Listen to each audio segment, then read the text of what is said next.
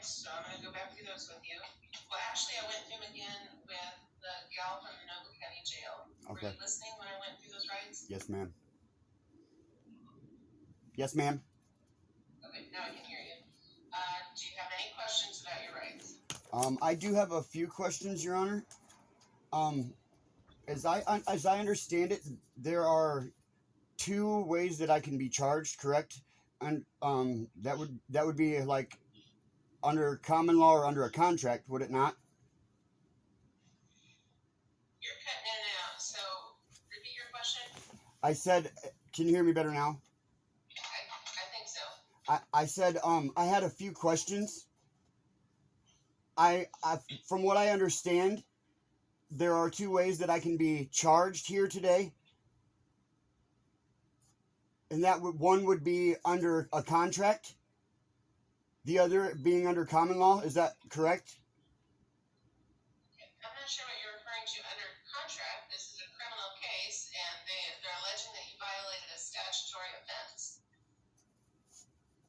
Okay. It wouldn't be common law. There's a statute. There's a law that they're claiming that you violated. So let me go through what I need to go through before. Okay, Your Honor. See if you have any more questions. I'm having a hard time understanding, Your Honor, because I'm not familiar with statutory jurisdiction.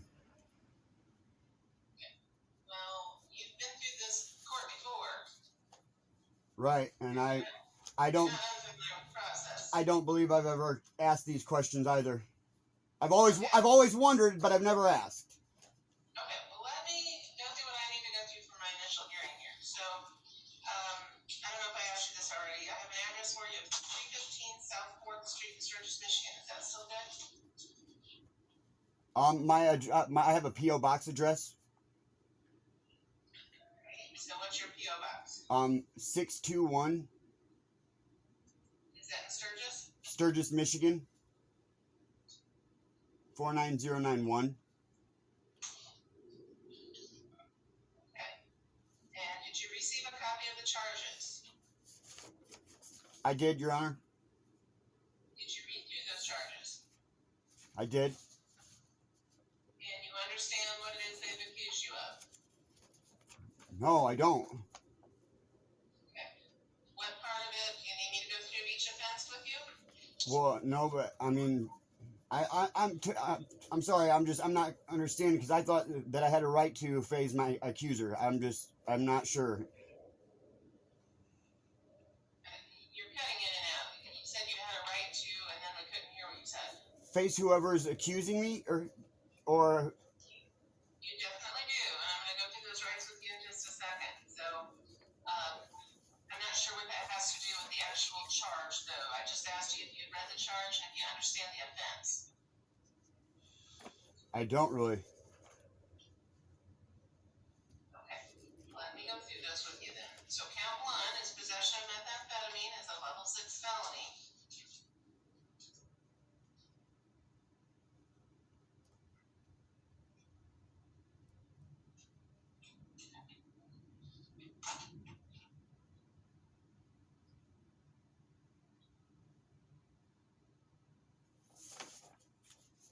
Is there somewhere that I can look up the statutory jurisdiction stuff?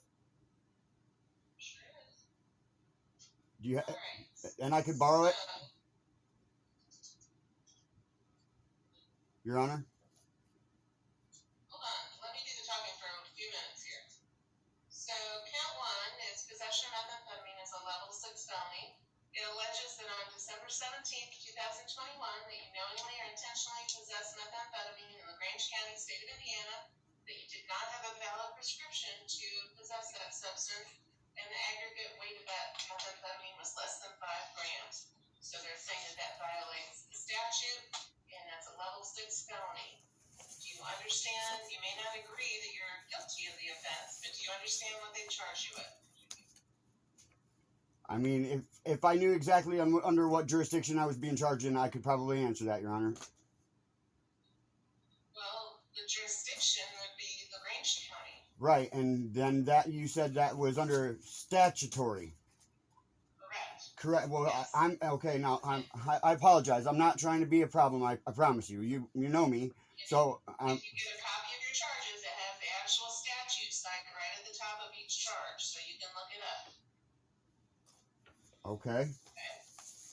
All right. So count 2 is driving while suspended, and it alleges that on December 17th, 2021, that you were driving a gold 2008 Kia with a Michigan 2022 license plate EHM 1457 upon a highway in LaGrange County, state of Indiana, that you knew that your driving privileges were suspended, and less than 10 years had elapsed between the date a judgment was entered against you for a prior unrelated violation of that statute or its predecessor statute.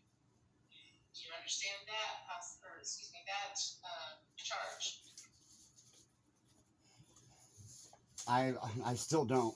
I'm just not comprehending it, Your Honor. I don't understand statutory jurisdiction. I don't know where that's published, or I'm not familiar with that. Is this a new concept to you that there's laws in each state, criminal laws, and if you violate those, that you could be criminally charged? I know. I thought we were under our Constitution, is what I thought. That was the concept I was familiar with. All right. Well, this is not. This is an actual law that you have been charged with violating. Under what jurisdiction? Statutory? Under what statutory jurisdiction? Yes. The state of Indiana has the right, under both the U.S. and Indiana Constitution, to enact certain laws for the safety of the public and the citizens that live within Indiana. And is this? So the General Assembly actually enacted this law, and now this prosecutor in LaGrange County is alleging that you violated this law. So then you're telling me that there is a man or a woman, Your Honor? Possession of marijuana. Your Honor? And it alleges that on December 17th, Objection, Your Honor. 2021, that you knowingly or intentionally possess marijuana. Your Honor, objection. Adulterated in the county of LaGrange, state of Indiana. Do you understand that offense? Objection, Your Honor. I just don't know. I don't know where this is published. You're telling me that there's a man or a woman that has a claim against me, yes? The state of Indiana, who is represented by our local prosecuting attorney. And then count 4 is possession of paraphernalia as C misdemeanor. On December 17th, 2021, you knowingly or intentionally possess an instrument, device, or other object used for introducing into the person's body a controlled substance, to wit, marijuana, a dab THC pipe located on your person, and a glass meth pipe patent in the county of LaGrange, state of Indiana. Do you understand that offense? No, Your Honor.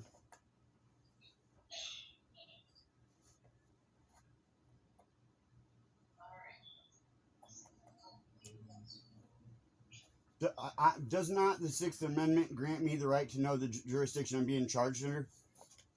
The Sixth Amendment allows you to confront and cross-examine your accusers, which I'm getting ready to go through those rights with you right now. So it looks like you've been doing a little bit of reading. Let me help you out there. You have the right to a public and speedy trial by jury. You have the right to require the state to prove you guilty beyond a reasonable doubt of every element of every offense they've been charging you with. You have the right to confront and cross-examine witnesses at trial, and to call your own witnesses at trial. You have the right to not self-incriminate yourself, meaning no one can force you to testify against yourself. However, anything that you do say during these proceedings can be used against you. You have the right to be represented by an attorney. If you cannot afford one, one will be appointed for you. And you have the right to appeal any conviction entered after trial. Do you understand those advisements? I don't. I mean, Your Honor, from what I understand, I have to have it from you, and you have taken an oath, correct? This isn't your opportunity to quiz me on my oaths and my qualifications for this office and what I'm doing here today. My question is, do you understand what you're charged with? Do you understand your rights? And as you can clearly see, Your Honor, I don't. I'm going to enter a not guilty plea for you. Are you planning to hire an attorney? Now, Your Honor, I have to ask if I would rather you not put a plea in for me because I know that that's not allowed either, correct? That would be you practicing law from the bench. No, actually, I'm required by law to enter a not guilty plea for you. That will formally take effect in 10 days. Okay, So, well, I will say objection because I'm not sure about that, but... My question is, do you plan to represent yourself, or you plan to hire an attorney, or would you like to request the appointment of the public defender? I'm going to do some further research. What does that mean? What's the answer? It means I'm going to do some research. I'm going to read a little bit more. I'm going to call some attorneys, see what the price lines are, see what's going on. But I'm not exactly too sure because I don't know where I'm at here. Okay. For today's purposes, you're not asking to be questioned for appointment of a public defender today. Correct. I was just trying to figure out under what jurisdiction I was being tried under today. All right. So we'll have you come back to court then. Have you come back to court March 14th at 2:30. Okay. And would you like the court to have a cell phone number to give you any text reminders of your court date?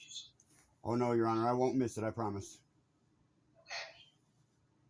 And we'll expect you here in person at your next hearing unless, something unusual happens on that day. Your Honor, you said that was 313, correct? I'm sorry, what? 313? 313, the date? No, I'm sorry. March 14th. That's a Monday. Copy. Thank you. At 2:30 in the afternoon. Yes, ma'am. Okay, does the state have anything further? Nothing further, Your Honor. Thank you. All right, we'll see you on March 14th, Ms. Lee.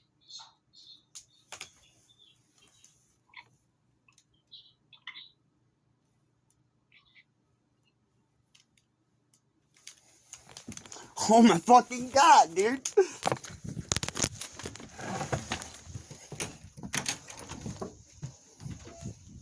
Woo!